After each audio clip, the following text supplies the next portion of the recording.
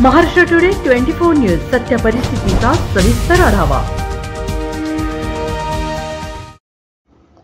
केज शहरातील मुक्ताई मंगल कार्यालयात मंगळवारी होणाऱ्या जनसंवाद मेळाव्याची होते जोरदार पूर्वतयारी। केज विधानसभेसाठी रमेश तात्या गालफाडे यांची मोर्चे बांधणी। केज विधानसभेसाठी रमेश तात्या गालफाडे यांची ग्रामीण भागातील गावागावात जाऊन शेतकरी, नागरिक व युवकांच्या गाठीभेटी घेऊन त्यांच्या अडीअडचणी जाणून घेऊन त्यांच्याशी सुसंवाद साधत जोरदार मोर्चे बांधणी चालू केली आहे।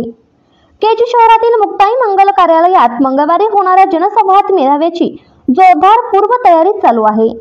येत्या ऑक्टोबर महिन्यात विधानसभा निवडणुकीचे बिगुल वाजणार असल्याचे संकेत मिळत असल्याने सर्वच पक्षाचे उमेदवार तयारीला लागलेले दिसत आहेत। रमेश तात्या गालफाडे यांनी केज विधानसभेची निवडणूक लढवावी असा जनसामान्य नागरिकांनी व युवकांनी आग्रह धरला आहे। रमेश तात्या गालफाडे यांना केज मतदारसंघात मानणारा नागरिक युवक वर्ग मोठ्या प्रमाणात आहे। त्यांचा जनसंपर्कही चांगला आहे। त्यामुळे त्यांनी केज मतदारसंघामध्ये जनसंपर्क वाढवण्यासाठी मोर्चे बांधणी सुरू करून गाव पातळीवर भेटीवर भर देण्याचे काम सुरू केले आहे व सर्वसामान्य जनतेशी सुसंवाद साधत आहेत। यामुळे जनतेकडून प्रचंड प्रतिसाद मिळत आहे।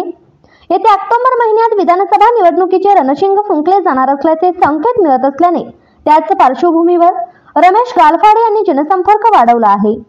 गालफाडे यांनी मतदारसंघात गावभेटीवर जोर लावला आहे। केज विधानसभेसाठी तिकीट मिळवण्यासाठी रमेश गालफाडे यांनी पूर्ण ताकद लावली असल्याचे समजले आहे। मुंबई, पुणे येथील काही मोठ्या राजकीय नेत्यांची भेट घेऊन केज विधानसभा संदर्भात चर्चा केल्याची देखील केज विधानसभा मतदारसंघात जोरदार चर्चा चालू आहे।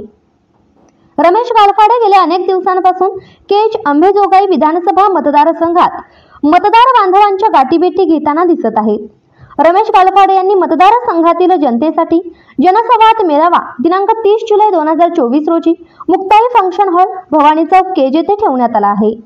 या जनसंवाद मेळाव्याची पूर्वतयारी जय्यत चालू आहे।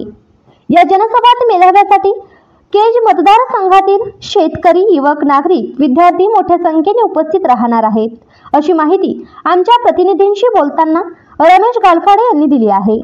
या जनसंवाद मेळाव्यासाठी मुख्य आकर्षण प्रसिद्ध गायिका राधाताई खुडे, सूर नवा ध्यास नवा उपविजेत्या या उपस्थित राहणार आहेत। जनसंवाद मेळाव्यामध्ये नागरिक, युवक, शेतकरी, विद्यार्थी व कार्यकर्ते यांच्याशी संवाद साधून पुढील दिशा ठरवणार आहे, असे आमच्या प्रतिनिधींनी विचारलेल्या प्रश्नाला उत्तर देताना त्यांनी स्पष्ट केले आहे। महाराष्ट्र टुडे मराठीसाठी प्रतिनिधी तात्या गवळी, केज, बीड। केज शहरातील मुक्ताई फंक्शन हॉल येथे दिनांक 30/7/2024 रोजी महासंवाद मेळाव्याचे आयोजन करण्यात आलेले आहे। तर या महासंवाद मेळाव्याचे आयोजन प्रमुख माननीय रमेश तात्या गालफाडे आहेत। तर पूर्वतयारी या ठिकाणी चालू आहे। तर आपण तात्याकडूनच जाणून घेऊ की कशी पूर्वतयारी आहे। दिनांक 30/7/2024 रोजी या केज शहरामध्ये जनसंवाद मेळाव्याचं आयोजन करण्यात आलेलं आहे। जनसंवाद मेळावा म्हणजे काय, तर या मतदारसंघातील केज असेल, अंबेजोगाई असेल, या ठिकाणचे महिला असतील, पुरुष असतील, युवक असतील, युवती असतील, प्रौढ असतील, असंख्य जनता या मेळाव्याला माझ्याशी संवाद साधण्यासाठी येणार आहेत। मेळाव्याचं आपण नावच दिलेलं आहे जनसंवाद मेळावा। जनतेशी संवाद साधून या मतदारसंघातील ज्या अडीअडचणी आहेत, गेल्या 10-15 दिवसापासून मी पूर्ण केजमध्ये, अंबेजोगाईमध्ये फिरतोय, परंतु या ठिकाणी फिरत असताना प्रत्येक गावामध्ये गेल्यानंतर प्रत्येक व्यक्ती, मग ते कुणीही असू द्या, ते तक्रारीचा आणि अडचणीचाच पाडा वाजतात। आणि ही गोष्ट माझ्या लक्षात आल्यानंतर मी सर्व गावातील कार्यकर्त्यांशी चर्चा केली आणि असं म्हणालो की एका दोघांसाठी चर्चा करण्यापेक्षा आपण याचं एक व्यापक स्वरूप देऊया आणि केज या ठिकाणी आपण एक बैठी व्यवस्था करून आपण सर्व त्या ठिकाणी आपण एकमेकाचे विचार एकमेकाचे ऐकून घेऊया, अडीअडचणी ऐकून घेऊया आणि ते कशा सोडवता येईल त्याच्यावर चर्चा करूया। म्हणून आपण या ठिकाणी जनसंवाद मेळावा आयोजित केलेला आहे। त्या मेळाव्यामध्ये संपूर्ण केज असेल, अंबेजोगाई असेल, या ठिकाणी बहुसंख्य जनता एक प्रकारे जनता दरबार म्हणलं तरी वावगं ठरणार नाही आणि त्यांच्या सर्व या गोष्टीवर, या अडचणीवर कशा पद्धतीने आपल्याला उपाययोजना करता येईल याचे या ठिकाणी सांगोपांग चर्चा करण्यात येणार आहे. तात्या, आपण केज विधानसभा 2024 लढवणार का? निवडणुका अजून लांब आहेत. निवडणुका लढणार का नाही हे उद्याच्या जनसंवाद मेळाव्यामध्ये जे माझे मतदार मायबाप येणार आहेत, युवक येणार आहेत, युवती येणार आहेत, संपूर्ण मतदारसंघातील जनता या ठिकाणी जनता दरबाराला उपस्थित राहणार आहेत आणि ते जे निर्णय ठरवतील या ठिकाणी पाहिले आपण प्रत्येक व्यक्तीच्या मागं पक्ष आहे, परंतु मी माझ्या मागं जनता आहे. जनताच माझा पक्ष असल्यामुळं जनता जो निर्णय घेईल तो निर्णय मी मान्य करून पुढची दिशा आपल्याला या जनसंवाद मेळाव्याच्या माध्यमातून सर्वांच्या लक्षात येईल. आपण दिशा नेमकी केव्हा ठरवणार आणि ते तुमच्या कार्यकर्त्यांना कधी स्पष्ट चित्र दाखवणार? 30 तारखेला जनसंवाद मेळाव्याच्या माध्यमातून एकमेकांच्या भावना, एकमेकांचे विचार, एकमेकांच्या अडचणी या मेळाव्याच्या माध्यमातून आपण समजून घेणार आहोत, अपील करणार आहोत. नेमकं काय पाहिजे? गेल्या 46 वर्षापासून या मतदारसंघामध्ये किंचितसा सुद्धा बदल झालेला नाही आणि या मेळाव्याच्या माध्यमातून आपण सर्वांनी आपलं मन मोकळं करायचं आहे, आपल्याशी बोलायचं आहे, आपल्याशी संवाद साधायचा आहे.